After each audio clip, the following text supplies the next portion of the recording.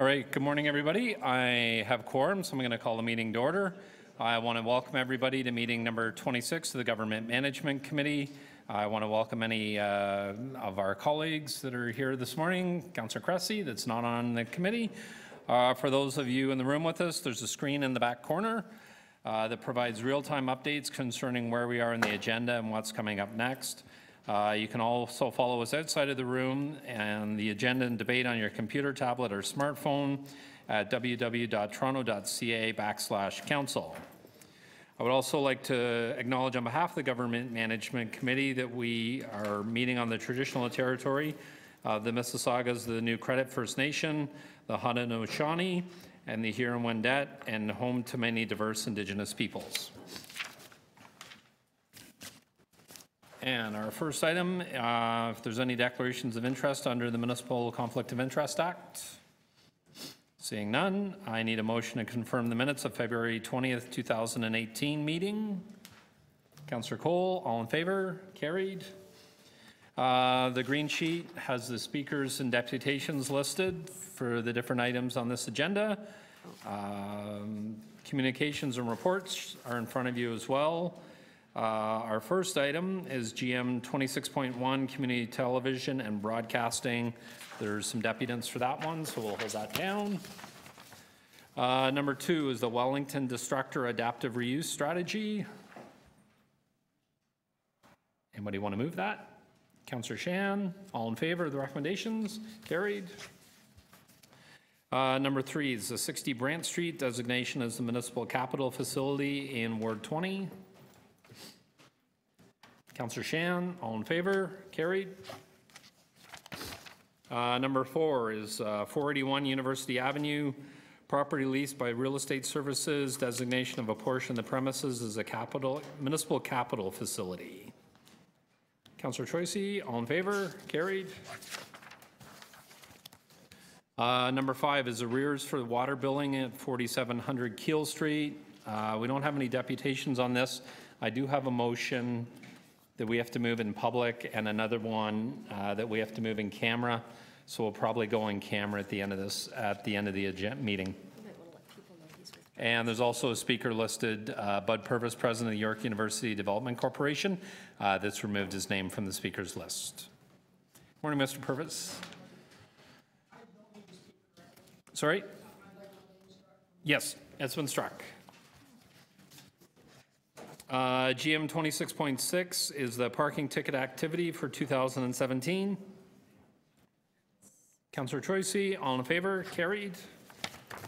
Number 7, Toronto Park Police Service Annual Report Parking Enforcement Unit 2017 parking ticket issuance. Anybody want to hold this? Nope. Sorry. Councillor Troisi is moving the recommendations. All in favor? Carried. Number 8 is the Administrative Penalty Tribunal Chair's 2017 Annual Report. We have one speaker listed for this item, so I'll hold it. Number 9 is the amendment to purchase order number 604-5107, Giovanni Caboto Artificial Ice Rink and Outdoor Pool State of Good Repairs, Facilities, Upgrades, and Improvements. Councillor Cole, are you holding it? Move it. Councillor Cole is moving the recommendations in number 9. Carried. Number 10, amendment to purchase order number 604-5598, roof replacement at the St. Lawrence Centre for the Arts. Councillor Troisi is moving number 10. All in favor? Carried. Number 11 is the amendment to purchase order number 47019-200 for the Bond Paving and Construction Incorporated. Anybody want to hold that? Anybody want to move it? Councillor Shan's moving the recommendations in number 11. All in favor? Carried. Number 12. Civic Hall, Toronto. We have 2 speakers on that, so I will hold that. Number 13 is the Indian Residential School Survivors Legacy Structure. Does anybody want to hold that? Somebody like to move it? Councillor Shan, all in favor? Carried. Number 14 is addressing Harbourfront Center's outstanding property taxes and rent arrears. Anybody want to hold that? Does anybody want to move it? Councillor Troisi, all in favor? Carried. Number 15, proposed transaction between the City of Toronto and Lanterra 234 Simcoe Realty Limited for 121 St. Patrick's Street, Municipal Carpark number 221. Anybody want to hold that? Anybody want to move it? Councillor Troisi, all in favor of the recommendation, number 15. Number 16, the 2017 final report on property sales, acquisitions, expropriations, and leases, and proposed online registry for delegated approval forms. Does anybody want to debate this? We can have a long debate on it. Anybody want to move it? Councillor Cole? All in favor? Councillor Cole's moving the recommendations on number 16. Sorry, approved. Number 17 is a transfer of 9 Madison Avenue, and we have a couple of speakers on that one, so we will hold that one down. Number 18 is a French Language Advisory Committee, establishment of a French Language University in Toronto. All in favor? Sorry, I'll move it. All in favor? Carried. And our last item is a French Language Advisory Committee, frequency of French Language Advisory Committee meetings. Does anybody want to hold that? Councillor Shan, would you like to move it? All in favor? Carried. Thank you. All right, so we're going back to the beginning of the agenda. Number 1 is community television and local broadcasting. We have a number of different speakers on it. The first speaker is Mr. Miroslav Glavich. Mr. Glavich, you're up.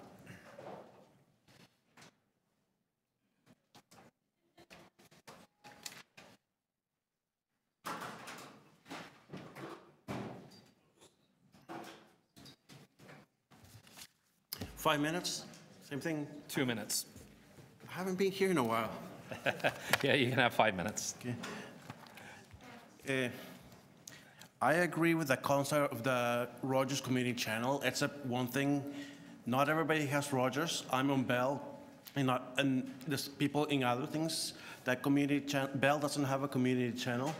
This is why I spent years deputing to live stream some events here. And I don't know if any of you have cable, but there's something called Omnitel Television, who does a lot of community local content. And Rogers killed it because it cost money to make. And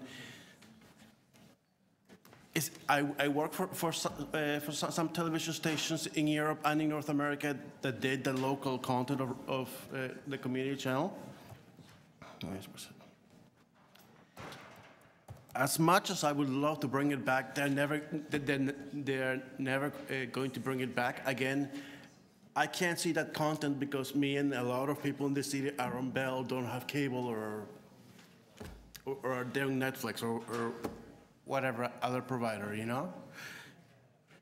I want to say the city could do a lot of content themselves, or hire, there's the broadcasting students from Hamburg, Seneca, and every other thing, they can do it, you know? But no matter how much you ask the CRTC, I'm willing to put all my yearly paycheck as a bet Rogers will not bring it back. I'm sure the other deputies here are going to say they want it back, but Rogers Communications, just like Bell Media and every other media outlet there, is to make money. There's no money really in local community programming as much as many of you think. I'm sure you're all aware the advertisement dollars in all TV, newspapers, and radio has gone down over the years, thanks to the internet. You know, but I support the idea of this, but in reality, someone who's been working in television and radio for 20 years, that community channel is not going to come back anytime soon, you know? That's it. Thank you. Thanks, Mr. Glavich. Are there any questions for the deputy? Do you use the, Mr. Glavich, do you use the city's online to watch the committee meetings in City Council? And you're pretty happy? Yes. And you're happy with it? The only fact that it's not closed captioning, other than that, I'm fine. That's right, it's not closed captioned? Closed captioning, but it's very, very hard to do live closed captioning. It's a pain in the... Okay, all right, thank you very much. Our next applicant is Ms. Emily Daigle. Emily here? Seeing not. The next is Dane Jobson, Chair of the Community Toronto Media Network. Dane Jobson, going once, going twice, going 3 times. Sorry? 2 minutes away. All right. Do we have Mr. Salvatore Greco?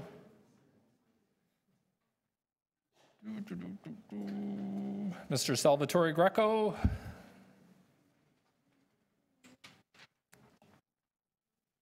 there more? All right. We will try the next name. Sandy DeFrateus? Sandy DeFrateus? Sandy DeFrateus? Norman Hart? Well, I usually don't have this impact on the general public. It's like being at my in-laws. Norman Hart? No Norman Hart? All right. And Emily's 2 minutes away? All right. Out of kindness to Emily, I am going to...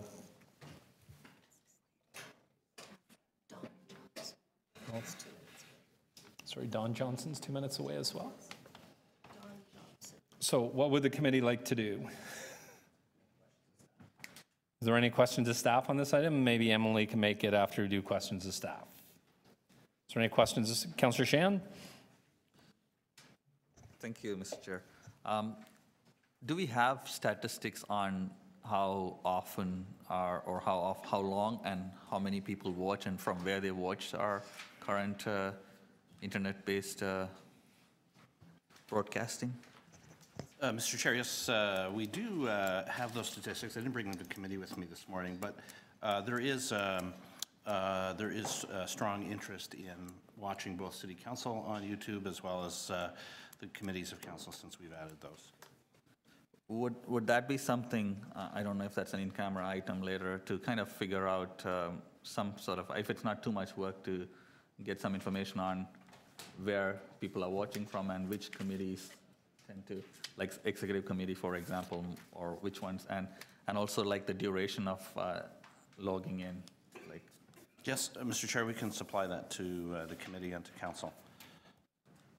And also, have you noticed any trends over time on this? Like, has this been increasing, or have we been losing since we started providing? I'm not too sure when we started providing this through on. The city's own streaming of council and committee meetings started at the beginning of this term on YouTube. I guess the pattern I would notice, and it won't surprise anybody here, is that the more newsworthy the business is that's being discussed, that attracts more viewers compared to other business. So it ebbs and flows with stories in the news and with or perhaps with campaigns that are being conducted by ratepayers groups or members of council or so forth. So it's tied to the interest in the items. I should state as well, Mr. Chair, that the YouTube channel also provides a valuable service to city staff as well. So city staff are at the same time as the public able to monitor the meetings of council and committee and manage their time at their desks, either here in the building or in one of our other office buildings in a better way. And how long have we archived? So I know this started if it started at the beginning of this term, do we have all of them archived on our YouTube channels, all the meetings? Mr. Chair, yes, that's correct. We do. Our policy at the moment, we have turned our mind to whether or not those videos should be come down at some point, but in terms of the service arrangement that one has with Google through YouTube, those are permanently archived at the moment. We have no intention of taking them down. My last question is around which of the committees, I don't know if our community councils get internet broadcasting. So right now, we stream city council, of course, all standing committees, and a handful of advisory committees and additional committees. In terms of the community councils, what we're doing right now is we're posting the archive of the video on live after the meeting. We don't stream at the moment because of some technical issues, but I'm happy to report that we're working with facilities and corporate IT right now.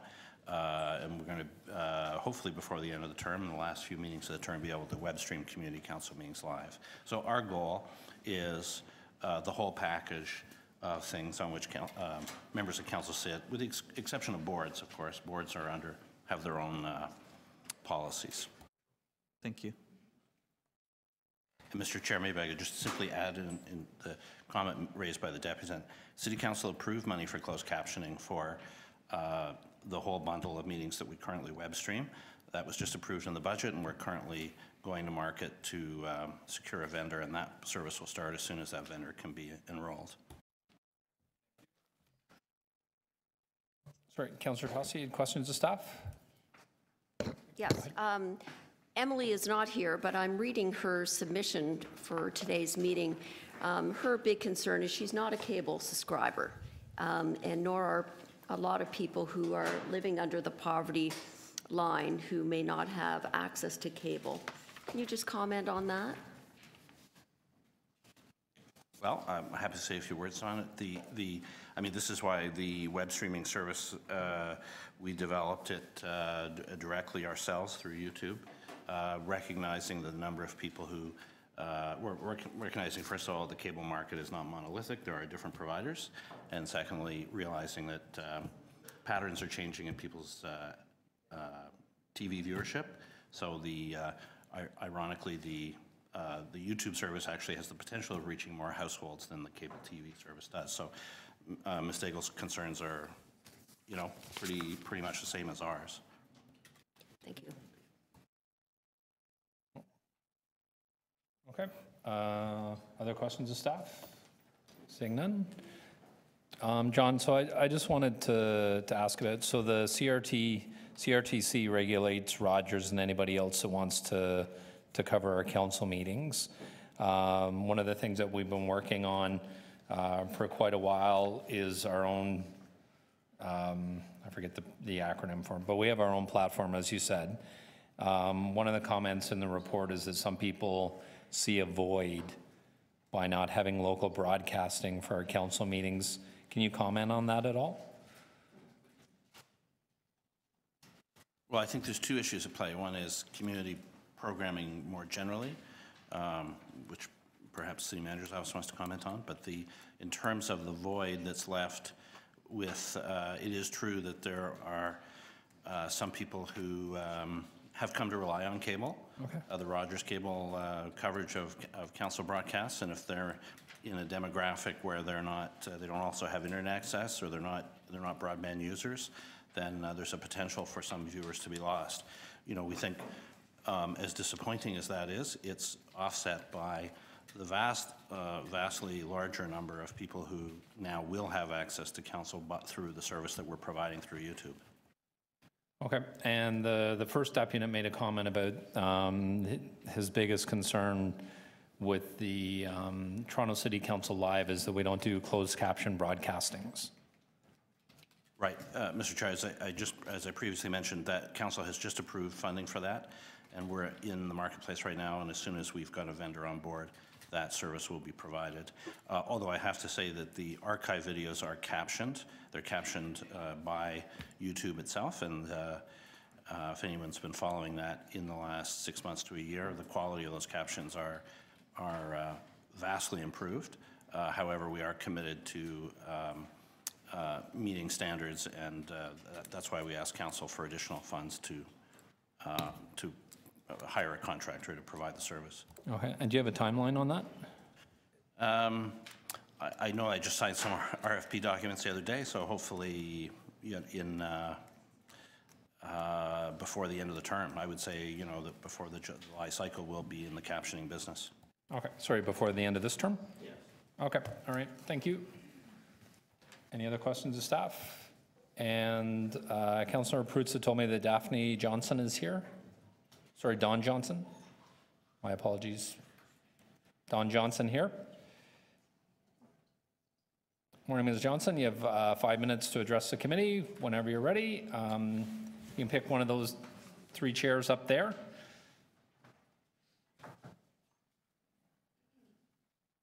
You have 5 minutes whenever you're ready. The microphone in front of you, if you hit the, I think it's the yellow button, when it's lit up, it should turn the mic on. You have 5 minutes to address the committee, and then the committee has an opportunity, each councillor can ask you questions for up to 5 minutes. Okay, you can start whenever you're ready. Okay.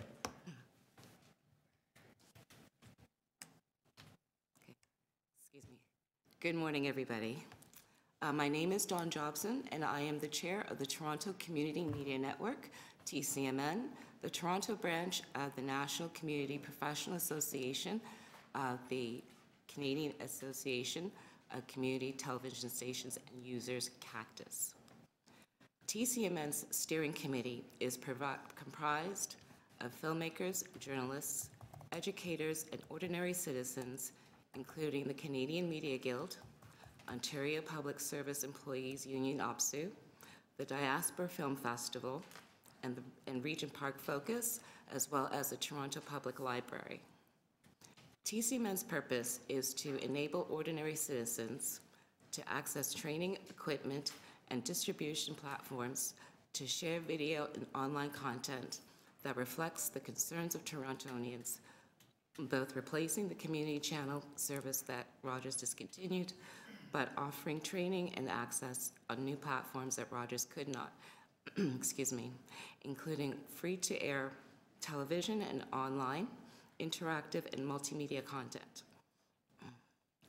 As part of the plan, we intend for an over-the-air community television broadcast license as a means to making homegrown television programming available to Torontonians free of charge, and to use the visibility of an over-the-air license to drive residents to other platforms in addition to triggering carriage on cable network in the GTA.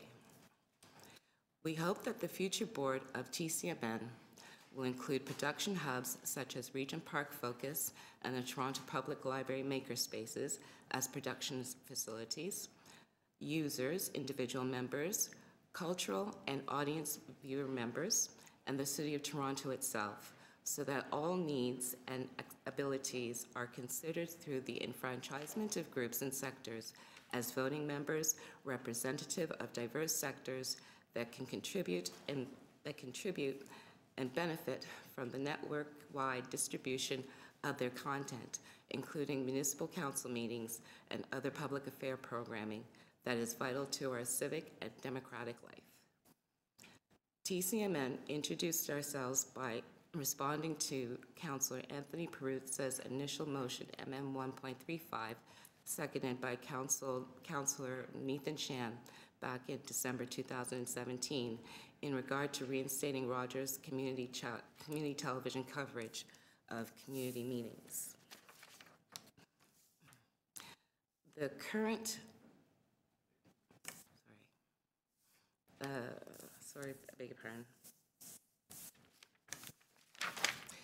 The current community television and local broadcasting reports outlines options the city could consider to support public access to city content, including working with new and existing broadcasters and supporting the application of local broadcasters committed to community content in their programming. On behalf of TCMN, I would like to stress the importance of community television and media, its rightful place in the media landscape, and its benefits to Torontonians. As to establishing community television's place in the media landscape, in 2015, the CRTC outcome of its review of the policy framework for local and community television programming in Broadcast Regulatory Policy 2015-24, the CRTC noted in part, 1, the Commission reaffirmed that the Canadian television system should encourage the creation of compelling and diverse Canadian programming produced by and reflective of local communities. Whether such programming is produced by the public, private, or community element. This programming should include news, analysis, and an interpretation in order to ensure the presence of a local perspective on current events in the broadcasting system. 2, the Commission seeks to achieve the following outcomes with this review: that Canadians have access to locally produced and locally reflective programming in a multi-platform environment. Both professional and non-professional independent producers and community members have access to the broadcasting system. And third, the locally relevant news and information programming is produced and exhibited within the Canadian broadcasting system. Cactus is currently engaged in discussions with federal regulators to assist TCMN in obtaining a broadcast license for over-the-air cable and online transmission of hyperlocal content. As outlined, the CRTC recognizes the need for the public to have a platform for its own self-reflection. The Commission considers the traditional linear television over-the-air, cable, satellite, and streamed continues to play an important role in the Canadian broadcast system at this time, particularly with respect to local programming offered by conventional television stations. Over-the-air and cable transmission. Ms. Johnson, if you could wrap up, please. Yes. Provides a widely available and affordable choice for Canadians wishing to access local and other television programming, and to some extent the platform of viewership of the extent of the is a red herring. On March 28 of this year, I attended a community roundtable hosted by CBC. The meeting was for the content creators. CBC, which is an over-the-air, online, and cable presence, foresees content formats being standardized across all existing platforms. It is not phasing out television presence, rather requiring content producers to submit product that can be viewed across all their digital platforms. What is important that Torontonians have infrastructure going forward where they... Ms. Johnson, can you wrap up, please? TCMN can assist the city not only just broadcast council meetings, but to provide visibility for more of the city's services. Thank you. Are there any questions of the deputant? Councillor Peruzza, I see your fingers kind of half up. Well, not half up. I guess you're right. Because I don't belong to the committee, I get to go first anyways. There's no one else, right? So. Welcome to government management. All right, happy to be here. Just a quick question. So in the report, there's a bullet or a recommendation that says supporting applications by external broadcasters, just CRTC. So you would be okay with us sort of continuing our dialogue with you about potentially, a partnership or reestablishing some kind of community channel, community broadcast system. Absolutely. And your organization would be good with that as well, right? Absolutely. And it's my understanding that because of some of the work that you've done, they did the same thing out in Vancouver, British Columbia somewhere, and because of your involvement there, Rogers actually reestablished some form of community channel and broadcast and so on. Yeah? Well, I believe you're referring to the Sustainable Region in Vancouver, okay, where the municipality of Vancouver has partnered with not Rogers, but an independent community broadcaster to highlight city services by providing its own programming. For example, highlighting the recyclable waste management services of its cities. It is in conjunction with broadcasting its council. Now, you understand this better than I do. So, it's my understanding that our library board also has some kind of a broadcast system or studio that they're able to utilize in getting some of their information out to folks. Well, that is correct. Currently, what TCMN is looking to do is to take content from local community broadcasters and distribute it through its computer systems within the library system. In addition to, the library has maker spaces So that would allow people to go and utilize equipment such as camera and audio and things of that nature to be able to produce content Okay. locally. Okay, thank you.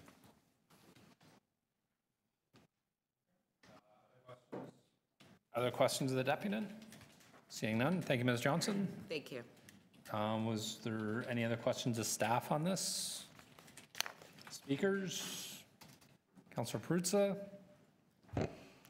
Okay, thank you so much. So we brought in this motion. Initially, I have to tell you, I was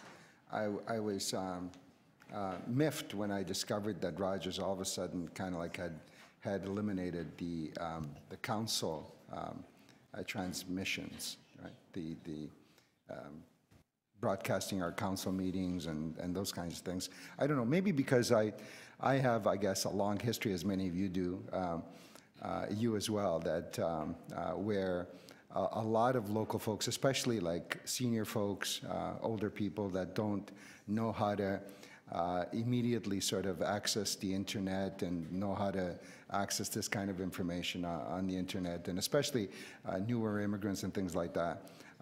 So that's where those people were getting a lot of their information. And I understand that Roger's share of the so viewership has been on the decline to some degree, or as I'm told, or doesn't have a big share of the market out there. But I was a bit miffed at that, and that's why it was a knee-jerk reaction to bring forward this motion. But as I delved into this issue, I discovered that, and in fact, I reflected on my own experience and my own contact over time with Rogers. I remember doing the Dale Goldhawk show. I remember there was a time when they would give us some airtime to do some live interviews across the Rogers platform and so on, and you got to talk about local projects and local issues and local developments and things like that. And it was quite interesting because you always got a reaction from people. But as I thought longer and harder, and as I talked to some of these folks, you actually, by eliminating the community broadcast channel, eliminate a lot of really good local stuff that happens in each of our communities. So forget us for a second, forget the politicians, and forget the city council meetings and messages and those kinds of things, but think of it in terms of community messaging and the diversity of messages from a diverse set of people in the community. Imagine all of those skills that were being nurtured in delivering those broadcasts and delivering that information locally to people. Now, I understand the CRTC is saying to some of the broadcasters like Rogers, you know what, it's okay for you guys to do this in smaller markets, to go around, and because smaller markets don't have as much access to the internet and the rest of it. Well, the reality is that there's a lot of people in our big market here who don't have access to, or the same kind of access to the internet that they have in smaller places like, I guess, like Vancouver or other communities in and around Ontario. So I don't think the CRTC has it right.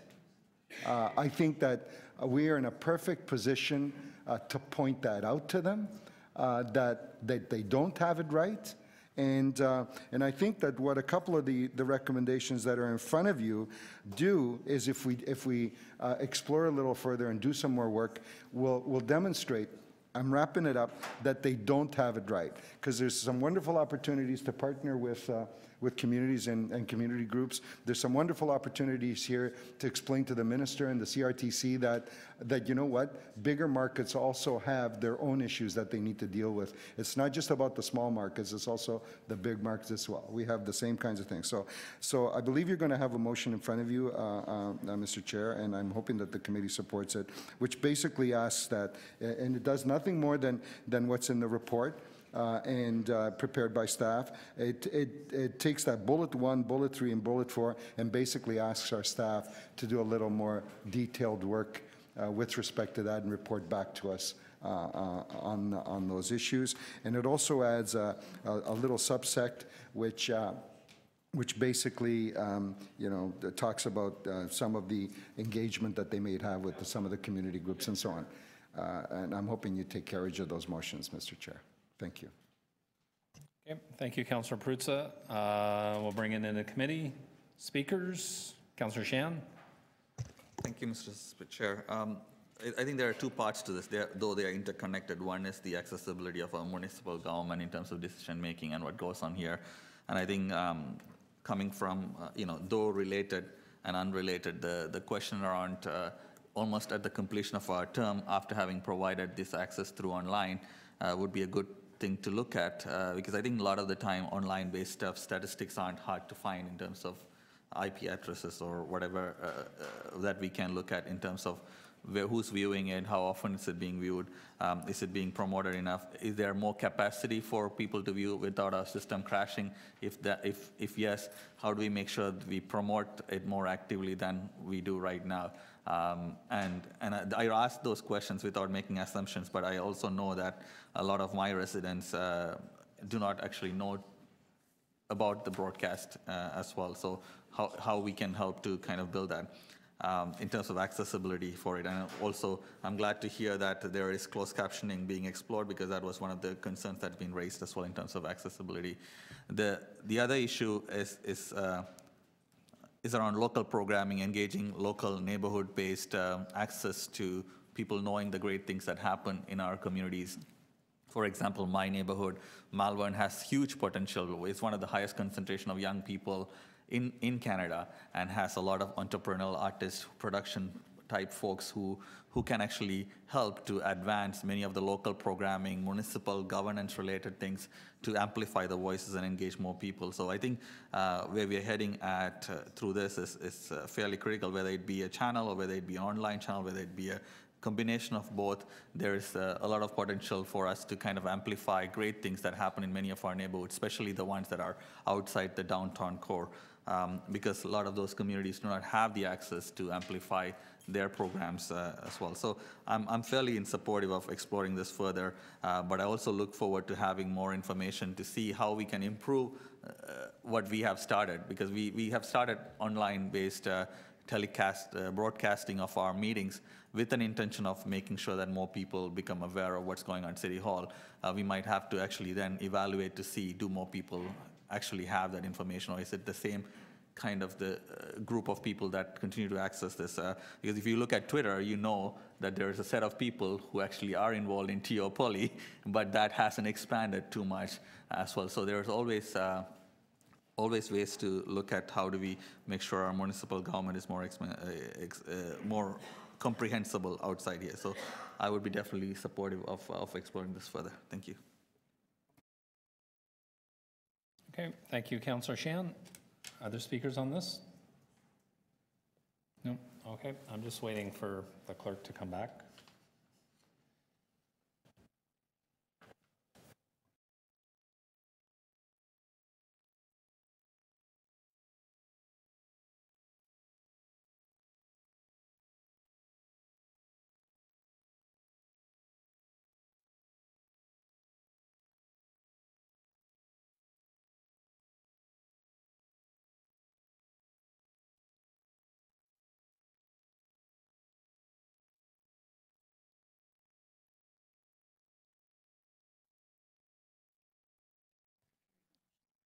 Okay, so I'm gonna, okay, so I have a motion here from Councillor Perruzza. I'm gonna move a motion pretty much that contradicts this one. So I need somebody to move the motion on behalf of Councillor Perruzza. Councillor Crisanti, you're gonna move it? Okay. We just need the clerk. Would you like to see it before you move it?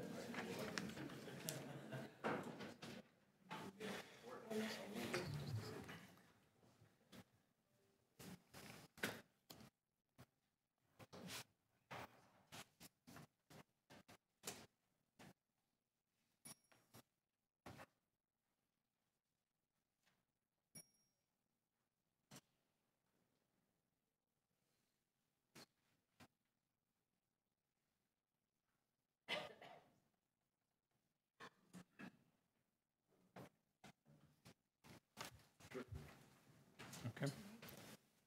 Would you like to speak and move it?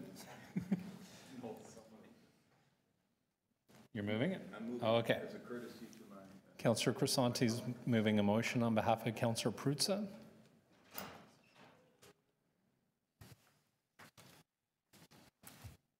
Does anybody have questions of the mover?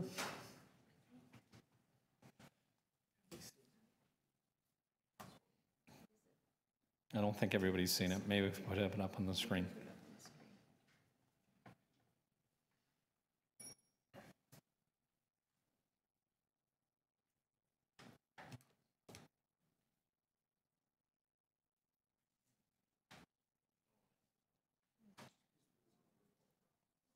Anybody have any questions of the mover? Just checking, we didn't have it up on the screen yet. Sorry? We're going to make a couple little tweaks to this. There's some tweaks, all right. Are they major tweaks or minor tweaks? No, it's just that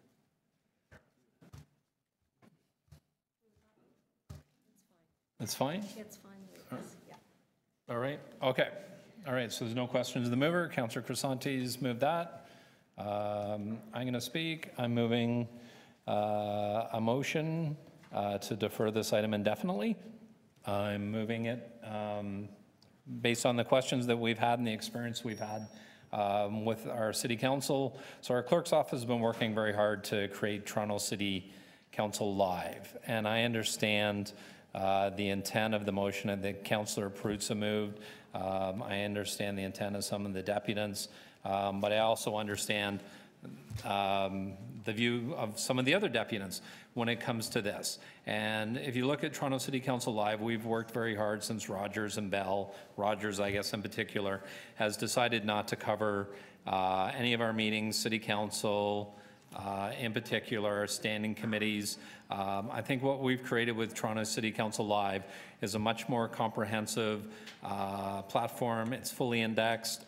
As clerk said, it's shortly from now going to be closed captioned by the end of this term. I think that we're providing a platform that's much more accessible to the general public than what you would get from Rogers or Bell if they decided to cover our city council meetings. And I don't think they're going to create an all-inclusive channel just to cover our city council meetings. The business model didn't work before with them.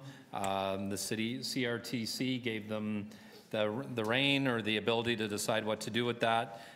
They canceled their community broadcast channel, which incorporated our city council meeting pretty quickly. There's a number of other organizations and channels that I've come across since Rogers canceled their community broadcasting that our clerk's office and the city manager's office have been working with, and I think they'll continue to work with to help provide access to City Hall. But at this point, I think we have a channel that's working, it's expanding, and it's much more open and accessible to the general public than what we would have from a community channel such as Rogers at Bell. For some reason, the CRTC decided to step back from their earlier decision on this. So I'm going to be moving a motion to defer this item indefinitely.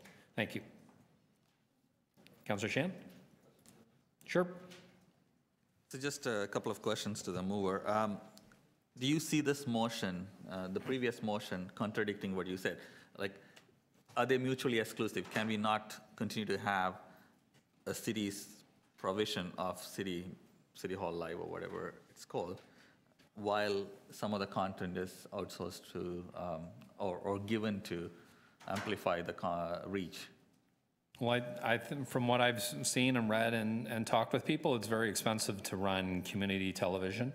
That we've been working very hard to fill that void through the Toronto City Council Live program. We've been doing podcasts. We have social media.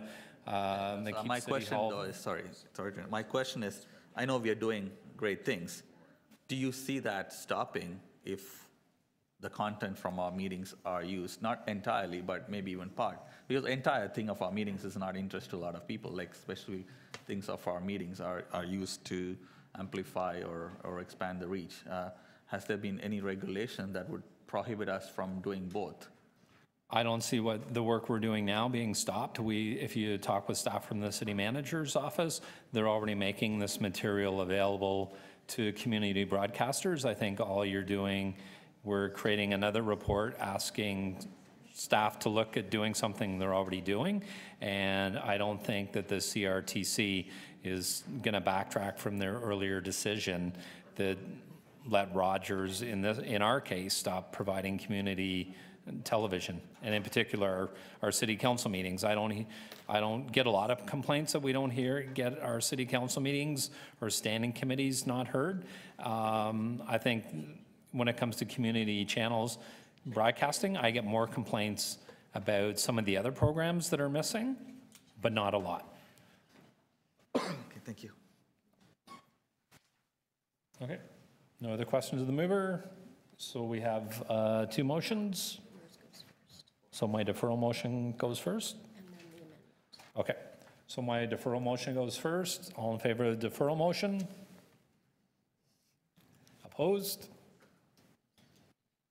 And the deferral motion loses. And then we have the motion that Councillor Crisanti is moving on behalf of Councillor Perruzza. All in favor? Sure. Councillor recorded vote. All in favor? Councillor Cole, Councillor Crisanti, Councillor Shan, Councillor Trossi. Opposed? Councillor Ainsley. And that passes. Good. All right. And so that's that item. Our next item is, so number 5, we're going to go in camera for at the end of this meeting. After that is number 8, Administrative Penalty Tribunal Chair's 2017 Annual Report. Mr. Derek Moran. Mr. Derek Moran. Nobody wants to come to government management depute this morning.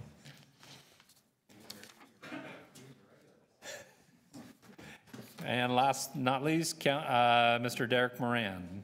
Seeing none. So recommendations in number 8. Would somebody like to, I think it's to receive it. Sorry, the motion is to forward this annual general report to City Council. Councillor Coles moving the recommendations. All in favor? Carried. Next item after that is number 12, Civic Hall, Toronto. Our first speaker is Shay Sano from the Civic Innovation Program Manager at Code for Canada. Good morning. Do you need help setting it up?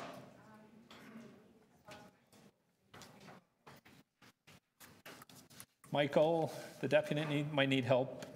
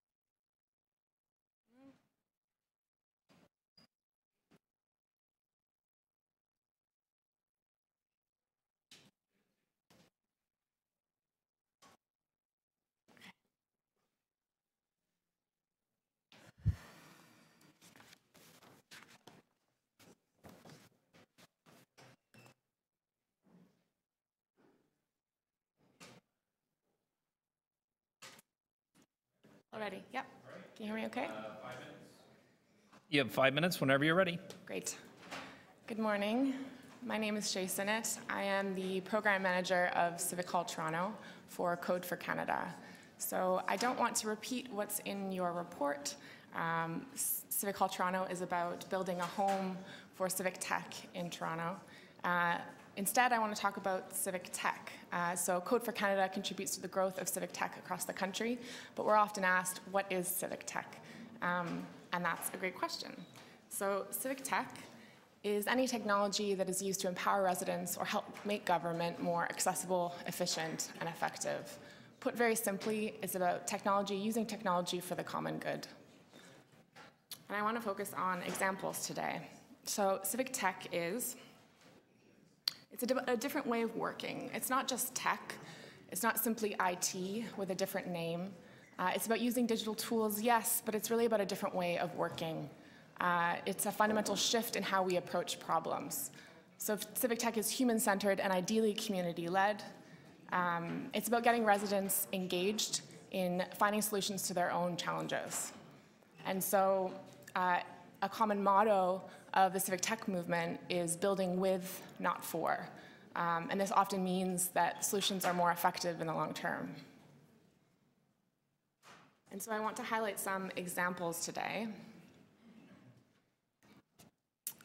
First up is Get Cal Fresh.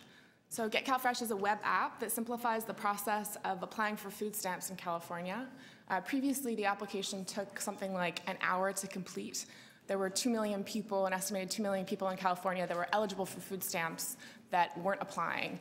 And so civic technologists intervened, working with our American counterpart, Code for America in the States, with the California government, in order to streamline the process so that now it takes 10 minutes to complete, and way more people are eligible for applying to be eligible for food stamps in California. So that's a great example of civic tech. And so far, they've made the process easier for about 30,000 people. Another great example is Just Fix in New York. So again, a great example of civic tech. It's a free service that helps New Yorkers get repairs in their homes. Substandard housing is a huge problem in New York. Around 1.2 million people live in deficient housing, meaning they have, they live with no heat or with bed bugs. And so the supports are really difficult to navigate. Just Fix is a nonprofit that works with other community organizations. And the idea is that people can go online, apply for tenant rights, use the existing system. And so since 2016, it's helped over 2,500 people find positive results. So they're finding that about 66% of these issues are resolved, as opposed to the status quo of something like 10%. So again, another example of civic tech. I Am Sick is a local example. It's a Toronto-based project.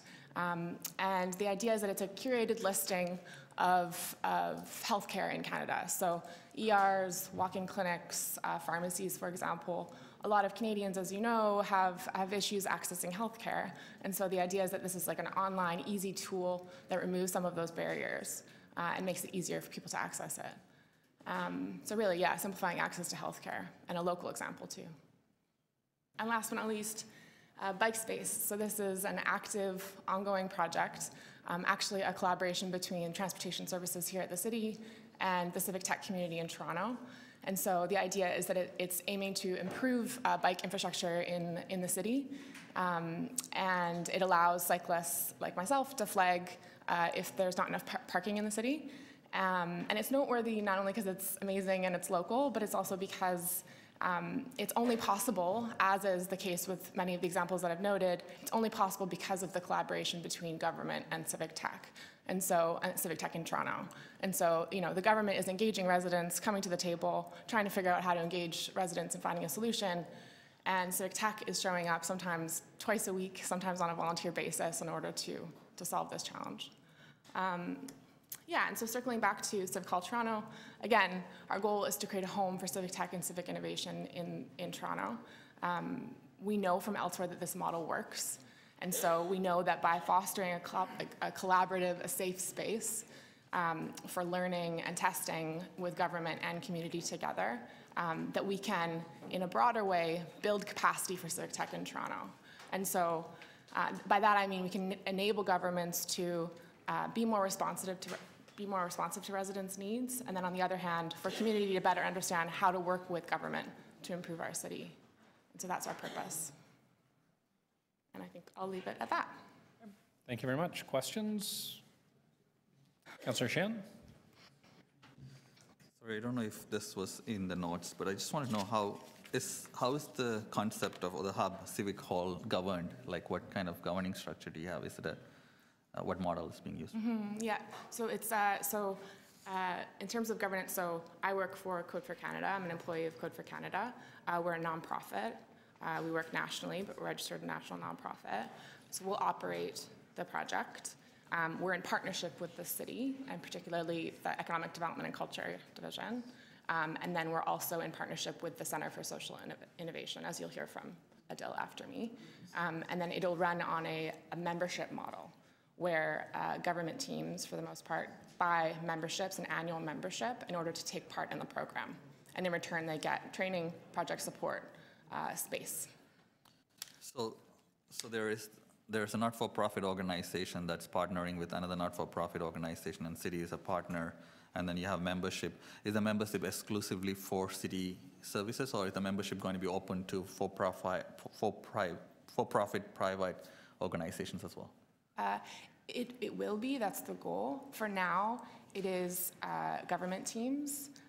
That's been the focus for now. And as well, government ABCs. So we're in conversation with like Toronto Region Conservation Authority, Toronto Police, Metrolinx, et cetera. So when you say for now, is it in some sort of a MOU or terms of references that for a certain number of years it'll be just for No, public I meant sector, for or? now because we haven't actually launched yet. So this is kind of our soft. Is my concern is, again, clarify if it's possible from your side, is that, it's a mixed bag of partners, and, there are a lot of information and data and all this stuff involved in it. Obviously, I'm very supportive of civic tech innovation. It's long overdue that civic processes look at technology to improve things.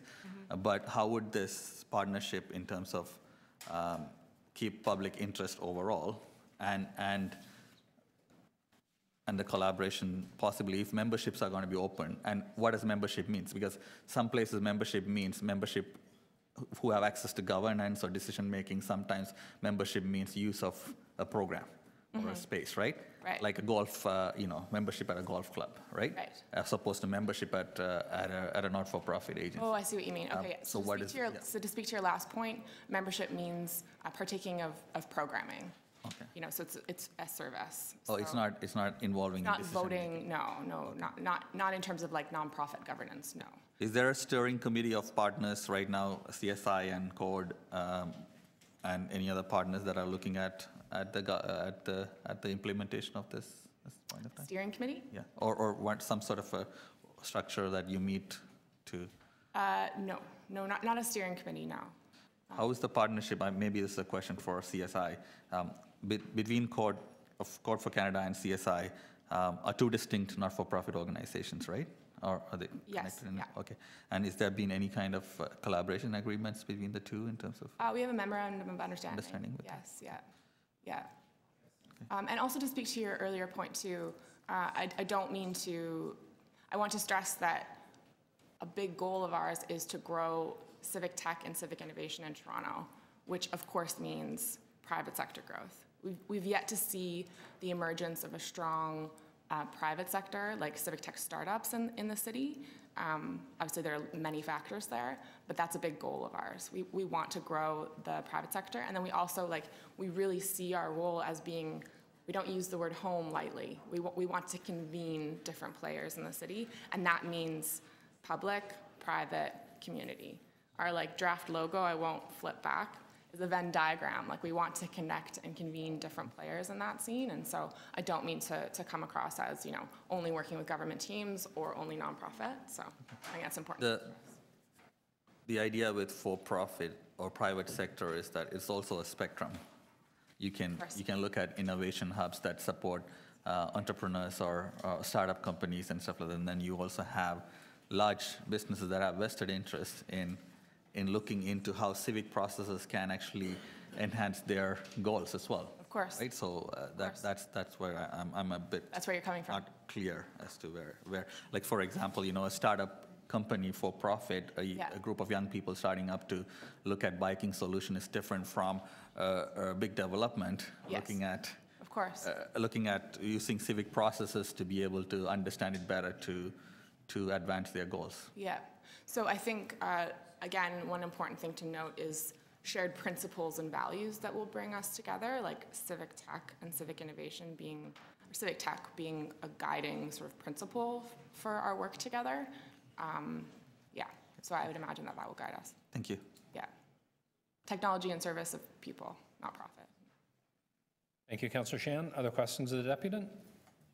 Nope. I just had a couple.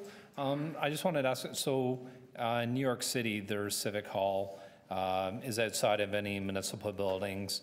So this would be the same type of partnership here between Code for Canada and CSI. You're not doing something here in City Hall, correct? Mm-mm. And that's to have more outreach into the community, similar to what they do in New York City? Yeah, exactly. Yeah, connecting more with the community. We've also heard that that is a key value proposition for government teams to kind of break silos, get out of City Hall or get out of head offices in order to connect more with community. And one of the things that they do with the Civic Tech or Civic Hall in New York City, and I think it's Tel Aviv, part of the goal of this is to engage other levels of government, municipalities from around the GTA. I understand. I was just trying to understand if there's been any interest in memberships from outside the City of Toronto or other levels of government? Yes, certainly, yeah. At the provincial level, so the Cabinet Office, the Policy Innovation Hub and the Ontario Digital Service have already agreed to a joint membership. Yeah. Okay, all right. Thank you very much. Okay, thank you. Thank you.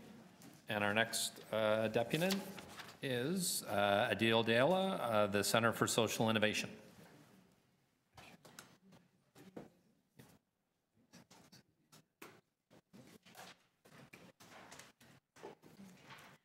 Good morning. You have 5 minutes to address the committee. You can start whenever you're ready. Good morning. My name is Adil Dalla. I'm the Executive Director of the Center for Social Innovation. I just want to start by sharing my appreciation for this opportunity and to Shay and the Code for Canada team for partnership and work on this. And this is the first time I've seen this being done through television many times, the first time I'm ever on this side, so I'm just really happy to be here.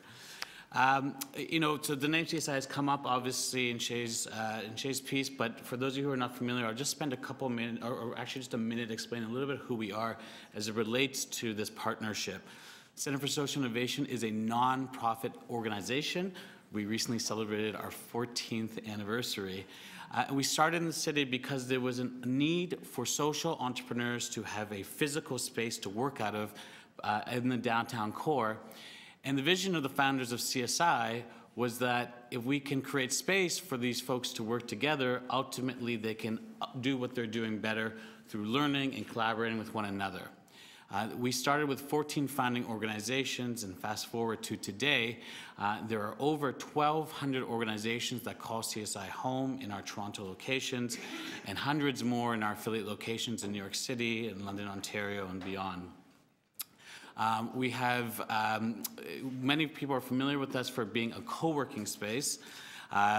When we started 14 years ago, the notion of co-working didn't exist. In fact, also the notion of sharing economy, although existed, wasn't coined, and we kind of preceded both of those movements. I want to share that not for the intention of boasting, but just to give you a sense that we have an instinct about shared spaces for social innovation, and particularly have a lot of learnings around how we can create environments for people to collaborate in. Some of those people who are in our homes, and in particular, I refer to our home, but our spaces today, include organizations like Cycle Toronto, the Stopgap Foundation, Jane's Walk, and more. And through our service to these organizations over the last 14 years, we have developed a lot of understandings around how to make partnerships between a diversity of organizations work. As such, when we saw Councillor Ainsley's tweets, maybe a few years ago, following his trip to New York City and the Civic Hall there, we immediately saw an opportunity to bring together our learnings with the vision that was put forward, and had a meeting with himself and Mike Williams and Chris Rickett from the city about what Civic Hall could look like in Toronto. Shortly after, we were introduced to Code for Canada, and we were quite excited about the opportunity to work with them, particularly because while CSI excels in how we animate spaces and creating spaces for social innovation, we don't profess to being content experts in the area of civic tech. And as such, we're very comfortable in the role of playing the physical space and the animator of the community in partnership with Code for Canada. Through the written through Shay's deputation and through the reports that you have, I understand you probably have a general understanding of the value of Civic Hall. I just want to finish by painting a bit of a picture about what we see and what we're particularly excited about. Civic Hall, assuming it does proceed, will be housed at 192 Spadina, which is our newest location, which will be open in the fall of this year. That location will be home to 300 social entrepreneurial organizations. It already is home to a maker space that particularly specializes in youth-based programming. It will be home to a climate hub that will be home to about 30 organizations focused on solutions for climate change, and hopefully it will be home to Civic Hall.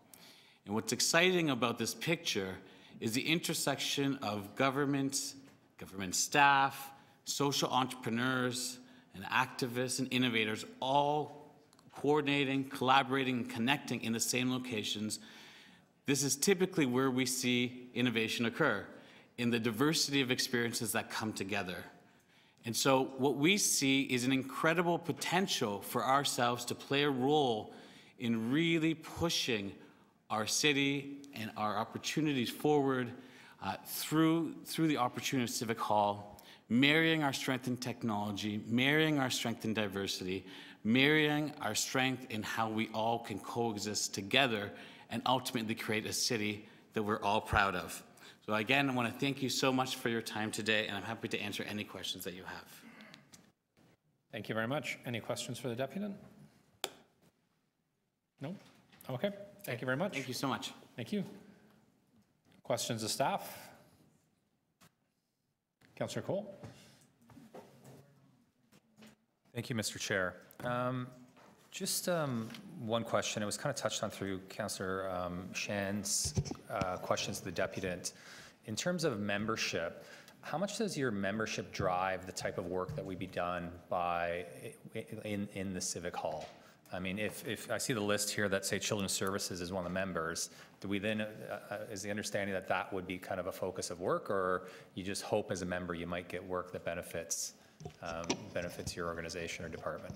I'm going to ask Chris Rickett, the manager and the push behind this whole program, to answer that question. Thanks, Mike. Yeah, definitely the team buying a membership drives the type of work that will be done there. As part of a membership for a government team, they get access to training for their staff around digital government. They get access to the space. And then depending on their level of membership, they get to bring one or more projects to the space to look to collaborate with the community on. And so, for instance, one of the projects we've talked about with Transportation Services is around murals around the city. And so that would be the project they would bring in. And Civic Hall would then look to bring in technologists and other social entrepreneurs who have an interest in that space to look at how they might collaborate on that solution. So the government team drives the types of projects. But with an expectation that certain projects may attract more interest from the kind of the ecosystem beyond government. Yeah, definitely different projects might have a different, drive different interest and maybe more popular than others. I think what we've seen through Civic Tech Toronto is there's a real interest in the community around really tackling big social issues in the city. And so those tend to be very popular when there's kind of hackathons around those issues. Transportation or other big issues that drive a lot of interest as well. I know, and sorry, just through you, Mr. Chair, another question. I know with more traditional incubators that are kind of private, focused on private entities, bringing a idea from inception to market is what drives it because there's profit at the end of the day, and in some cases the incubator takes a cut of that profit. In the absence of that, what drives the kind of the innovation here and the development of ideas? And the second part of that question is how will we measure whatever that is? Yeah, I think the driver here is that you have a really engaged social entrepreneur or activist and tech community that want to make the city a better place and often struggle with how can they engage government to co-create and solve problems. And so the driver here is really civic interest. And how we measure results is looking at those specific projects to see how did they improve services, how did they impact people's lives. But do you envision there'll be a day where there's almost like an annual report that could say that, this introduced this amount of savings to City Hall, or this amount of an uptake in murals or participation in programs, or decrease in wait times, or those kinds of things? Definitely, we would see an annual report, and probably more often than that, to really share the projects that have come through and the results of those, not only for our City of Toronto partners, but also for the province and other municipalities and ABCs that are looking to get involved with this. And through you, Mr. Chair, in the CSI's deputation, they mentioned kind of all the benefits of co-location, and I think in the report it speaks to the benefit in this instance of getting city officials out of City Hall or City to the Toronto buildings. For those same reasons, and I wondered about this in general on other files, is there any move or thought towards getting more of ECDev and their various departments and people out of these buildings and being with their industries and not with us? It's a sort of loaded question, isn't it? It's a judgment about being us. No. I think the first thing we want to do is move us more out of City Hall and maybe into other civic spaces in Scarborough, Etobicoke, and North York. And I think you'll see some changes to that to get more staff in the field, which is important. There are some aspects of economic development that sometimes make more sense to be outside of a government building. And I think of foreign direct investment. So if we didn't have Toronto Global, which we have, but if we didn't have, then I would want those folks to be outside. Most of the work that economic development staff do is helping businesses transact with the city more effectively. And so it's helpful to be with the city folks that you're trying to work with, either in planning or transportation, water or wherever. So knowing those folks really well helps. Just think we need to know those folks more in the districts than downtown right now. The small business stuff that we've done is something that we could work outside the city, and if we had situations where it made sense to do that, I think we would. We're sort of doing that a little bit with some of the incubators where we have space. Sometimes we borrow space, so that would be one area where we could look at doing more than we have done already. Thank you. Thank you, Councillor Cole. Other questions of staff? Councillor Shan? Thank you, Mr. Chair. I see the list on page 9 of the report. A whole bunch of Toronto divisions are listed there. And then we have City of Markham as one of them. Just wanted to understand, like, how it's public good. If there's something that good comes, we should be able to share that with other municipalities outside too. But, you have a whole bunch of memberships from City of Toronto, and then you have maybe the mayor of Markham joining in. Just wanted to see how collaborations happen there. In addition to that, say, if there are departments like public library services and so on, is there going to be membership across so that they can scale it in a way, A, it brings higher impact, B, it also is sustainable in terms of finances for the organization? Yeah, that's a great question. In developing Civic Hall Toronto, we really wanted to see this as a broader collaboration among governments across the GTA, both federal, provincial, municipal, as well as ABCs.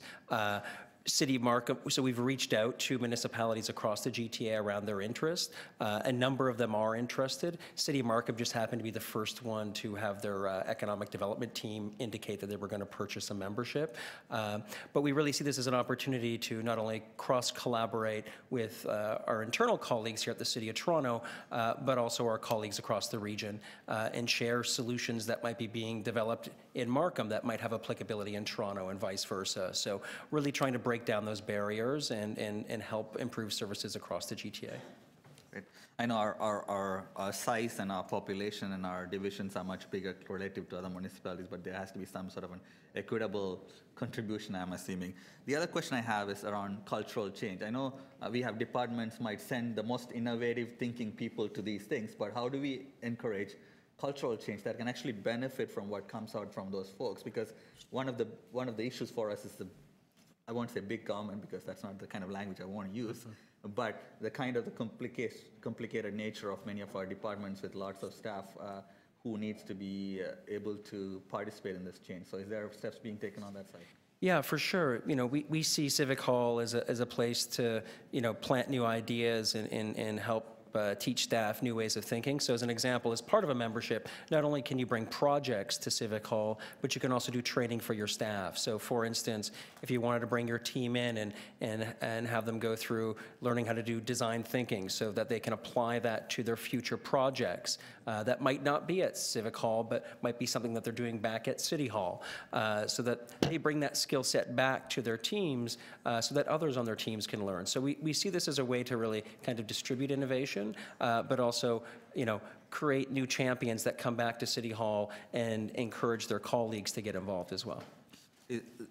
I understand distributing innovation is something that is thought about. Like I come from school board. I know schools would send the most tech-savvy staff to do it, and then they become reliant on those people.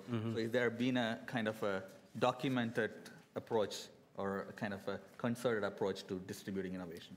Yeah, I think, definitely starting this, it's going to be the keenest folks that are going to come in the door. But that element of training is to try to open it up so other people just get, get inspired by the projects and solutions that they see coming out of Civic Hall so that they too want to get involved, as well as taking advantage of that training and bringing that skill set back and getting, showing their colleagues, here's a new way to approach a problem. Maybe you should do some training too, and that you can get involved this way as well. So that's really how we see the model working. Because it's a public sector involvement, I would like to know what kind of principles of equity and diversity is being used in terms of who's gets sent, in terms of gender diversity, racialized communities being part of the kind of makeup of the membership, but also in terms of engagement of startups and engagement of young entrepreneurs, for example. For sure. So we're early in the membership side to understand what that makeup might be from a team perspective, but diversity and gender diversity is key to this, and we see this as actually a tool to kind of break through to some of those communities that we often have a challenge at City Hall doing. So as an example, some of the things that we've talked about are things like user testing for new government websites and apps. Often there's a challenge in breaking through to at-risk communities to get their feedback on those applications. So we really see the fact of Civic Hall as a vehicle to engage those communities. We also see the home of the Center for Social Innovation, which has deep roots through these various communities, such as Regent Park, where they have a presence, to really leverage the networks that CSI already has to reach into those communities. So when we're talking about civic problems, we're bringing that perspective to the table. Thank you. All right. Thanks, Councillor Shan. Are there questions of staff? Speakers? Councillor Shan. Thank you, Mr. Chair. I'm very excited about that. It's the first time I'm hearing about this, very excited. This is something that we should be investing in. This is something the city has to do more of. The technology in other sectors are growing. We cannot be not taking advantage of this. Not concern, I wouldn't say concern, my thing is that because it's a public sector involvement, it's important for us to keep public good at the heart of this. I've seen the work CSI does, and I'm pleased that Center for Social Innovation is part of this. But I also want to say from our side, from the city's involvement, equity from racialized communities, geographical equity from regions that are underrepresented, but have high potential like Etobicoke, Scarborough, and North York, and investment into cultural change so that it doesn't become a group of practitioners who are left on their own, because the membership allows very few people from each department. How do we make sure that there is investment and programmatic intervention that can actually take these innovation and in a timely manner, transform that into the organization. And it's going to happen fast, but because we have to be ready for change. This is not something we can say, it's going to be slow, because with innovation and changes in terms of technology, we have to prepare our organizations for it as well. So there needs to be, in addition to membership purchase, there needs to be a concerted effort and investment into training and into preparedness for our organizations as well. So if that means maybe prioritizing certain divisions over the other to get this done, whatever model needs to be kept in place, but I think there has to be simultaneous look into organizational change as well. Thank you. Thank you, Councillor Shan. Other speakers? Seeing none, I'm going to speak last. I'm going to be moving the recommendations. I want to thank Shay and Adil on behalf of Code for Canada and CSI for all of their support, and the staff for working on this. As a bit of a background, my family went to New York City a few years ago. I think Adil made reference to this, and we were on the subway, we were going off sightseeing, and there's a couple of people talking beside us, and they're talking about Civic Hall, New York City, and I was listening to them, and then I started asking them questions, and I was getting more excited, and then I turned to my wife, and she's like, "You're not coming sightseeing with us, are you?" And I was like, "No, I want to go check out this Civic Hall." And she's like, "Okay, you go to Civic Hall." And I said I wanted to go see something else, and she's like, Civic Hall, Civic bookstore. She's like, "Then you can meet us for sightseeing." Well, 5 hours later, she's sending me a text, and she's like, "Where are you?" I said, "I'm still in Civic Hall. This is an amazing place." And so I came back to Toronto, and I contacted Mike Williams, the General Manager of Economic Development, Rob Meikle, our CIO, Joe Ciccioli, who was our Chief Corporate Officer at the time, and we went to the Center for Social Innovation to look at it and talk about this Civic Hall New York and how we could bring this to Toronto.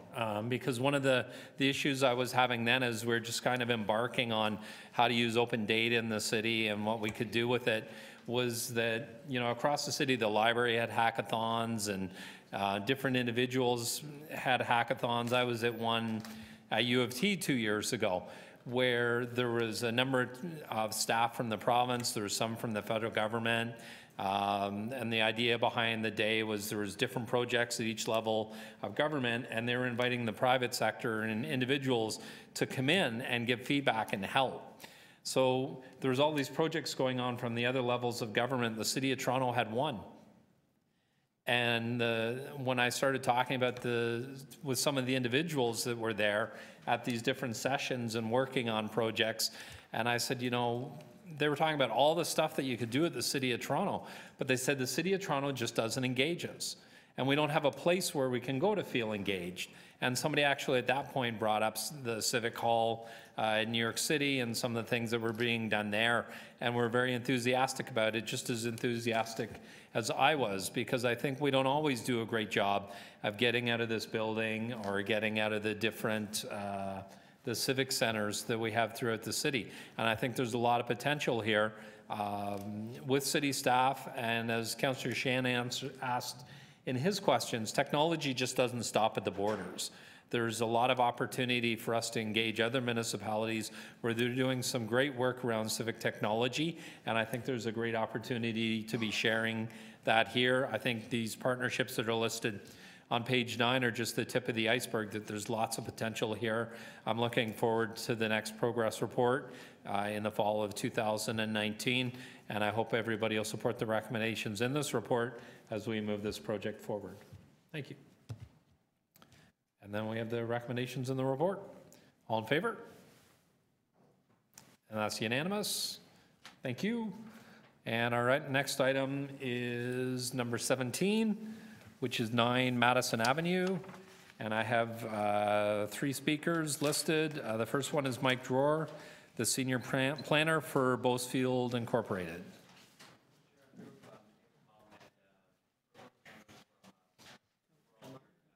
Did you want to come up to the mic, or?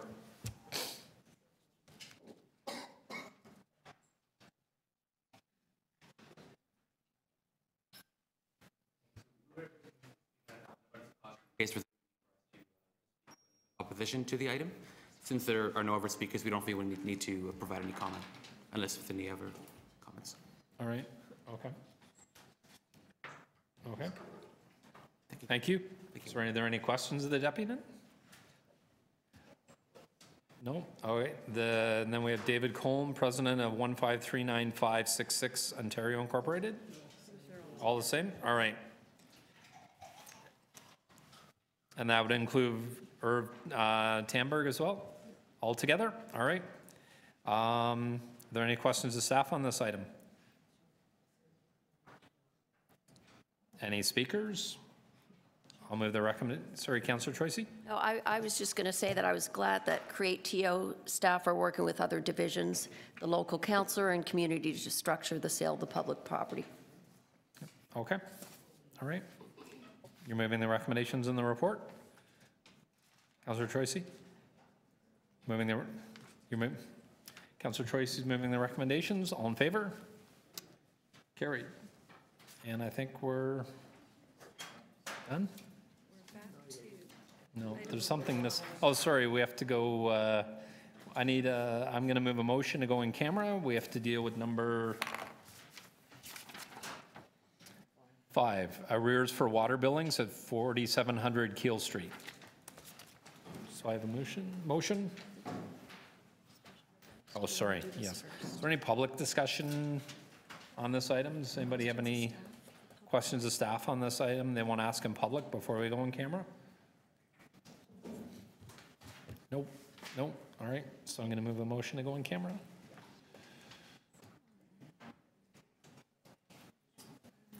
So the Government Management Committee recesses public session to meet in closed session to consider this item as it relates to receiving of advice that's subject to solicitor-client privilege and litigation or potential litigation that affects the city or one of its agencies or corporations.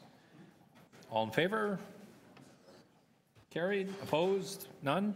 So I need members of the general public to please leave the room. Any staff that don't have an interest in this item as well to please leave the room. And we're going in camera on this item. Thank you.